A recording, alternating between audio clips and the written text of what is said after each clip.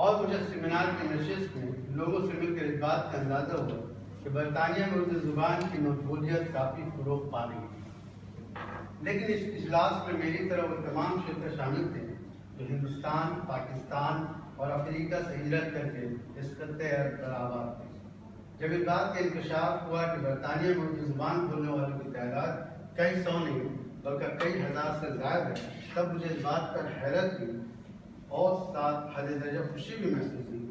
خوشی اس بات کی کہ اردو زبان سے لگا رکھنے والوں کی خاصی بڑی تعداد نظر آئی، لیکن جو بات قابل تشویش محسوس ہوئی وہ تھا نئی نسل کی عدم موجودگی کا المیہ۔ ایک اندازے کے مطابق برطانیہ میں اردو بولنے والے اور سمجھنے والی تعداد تقریباً 20 لاکھ سے زیادہ ہے۔ اردو روزنامہ جنگ جس کی تعداد اشاعت کے دیہات میں سب سے زیادہ، یہ اس امر کی دلیل ہے کہ ایک اچھی خاصی تعداد اردو بولنے پڑھنے والوں کے یہاں پائی جاتی ہے۔ یہ اخبار برطانیہ سمیت یورپ کے تمام ممالک میں پڑھا جاتا ہے۔ برطانیہ میں اردو کے تقریباً 40 مرکزی شہر ہیں جہاں اردو سے شغف رکھنے والوں کی وافر تعداد موجود ہے۔ برطانیہ میں مقیم اردو کے فروغ سے وابستہ چند سماجی اور ثقافتی تنظیموں کے علاوہ خود حکومت برطانیہ بھی بعض سماجی تقاضوں کے باعث اردو زبان کے ابلاغ کا ایک ذریعہ بن گئی ہے۔ انگلستان کے شہروں اور مضافات میں آباد کئی لاکھ اردو بولنے والے باشندے ہیں جو نہ برطانوی سماج کی طرز معاشرت کا اہم حصہ ہیں بلکہ ان میں سے بیشتر انگریزی زبان اور تہذیب سے کم واقف ہونے کے سبب ملک کی سماجی، سیاست اور دیگر انتظامی امور میں ایک کلیدی رول بھی ادا کرتے ہیں۔ اور وہ شہری جو انگریزی زبان سے اچھی طرح واقف نہیں ہیں، ان کی سہولیات کے لیے حکومت نے زندگی کے مختلف شعبوں میں اردو کو ذریعہ ابلاغ بنایا ہے۔ یوں بھی برطانیہ کو اردو کا تیسرا مرکز مانا جاتا ہے اور اس کی ایک وجہ یہ ہے کہ یہاں کئی نامور شاعر، ادیب، مصنف اور دانشوروں نے اردو زبان میں اپنی تحقیقات شائع کی جو اردو کی ترویج میں بلا شبہ ممدوع معاون ثابت ہوگی۔ پروفیسر رالف راسل کا شمار اردو زبان کے ان مستقل محققوں اور مدرسین میں شمار ہوتا ہے جنہوں نے اردو کی بیشمار خدمت انجام دی اور غالب اور مطالعہ غالب کے سلسلے میں انہوں نے تحقیق و تدریس کا کام کیا ہے وہ لازوال شہرت کا حامل ہے۔ غالب سناشی میں نہ صرف ان کا نام بلکہ ان کا مطالعہ اور تخلیقی کام نہایت وقتی اور ممتاز ہے۔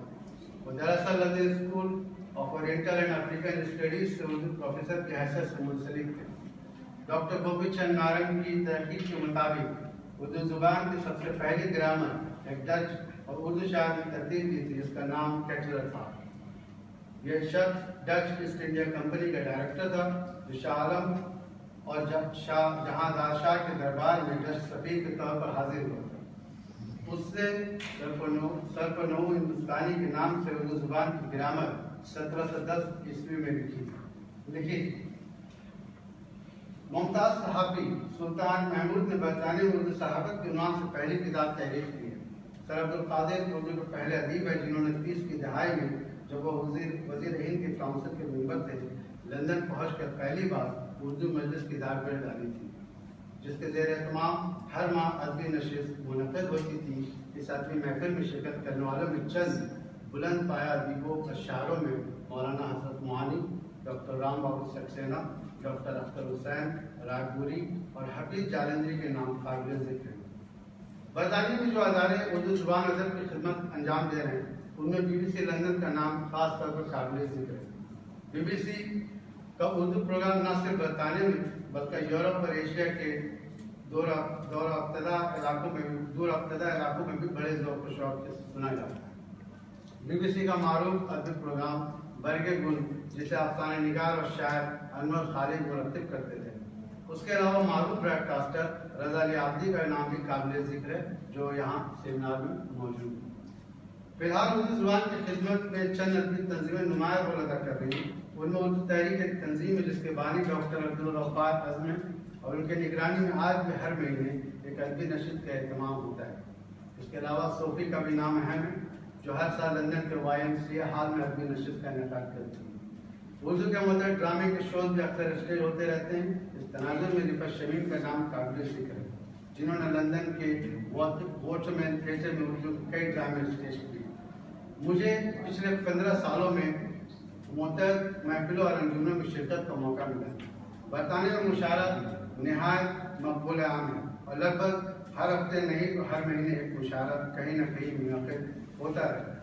کچھ عالمی کانفرنس بھی منعقد ہوئی لیکن ان سے کوئی ٹھوس بات سامنے نہیں ہے، یعنی اردو زبان کے مسائل پر باتیں تو ہوئی مگر خاطر کا کوئی نتیجہ برآمد نہیں ہوا۔ اس کے علاوہ اردو ادب کے رسالے بھی منظر عام پر آئے، تاہم ان کا وجود اردو کے لیے کوئی دیر بعد کام انجام نہیں دے سکا۔ اس کی ایک وجہ یہ تھی کہ صحافت و ادب سے ناشنا معمولی شدت رکھنے والے حضرات مدیر کے منصف پر پائے تھے، جس کا نتیجہ لازماً نکلا کہ رسالے کی اہمیت رفتہ رفتہ ختم ہوئی۔ میں اس بات سے اتفاق کرتا ہوں کہ برطانیہ میں اردو کا جو حال ظاہر ہے اس پر سنجیدگی سے بحث کی جانی چاہیے۔ مجھے اس کی بھی تشویش ہے کہ یہ معاملہ ادب سے متعلق یا محض اردو زبان میں بول چال سے وابستہ ہے۔ مثال کے طور پر ایک نوجوان بچہ جس کی پیدائش برطانیہ میں ہوئی ہے، جو ہندوستانی گانے سننا بھی پسند کرتا ہے اور گاتا بھی ہے، اگر اسی نوجوان بچے کو مشاعرے کی جانب راغب کیا جائے تو وہ دریافتہ کیا رکھتا ہے یہ بڑے بوڑھے کے شوق ہے، اس سے ہمیں کوئی لگاؤ نہیں۔ اب اس بات کا کیا جواب ہے؟ اگر نئی نسل کے اس مفروضے کو مان لیا جائے کہ مشاعرے کے چلن کو بدلنا چاہیے، اس روش کو اگر بدلا جائے تو کیا نئی نسل کے لوگ مشاعرے میں شرکت کر سکیں گے؟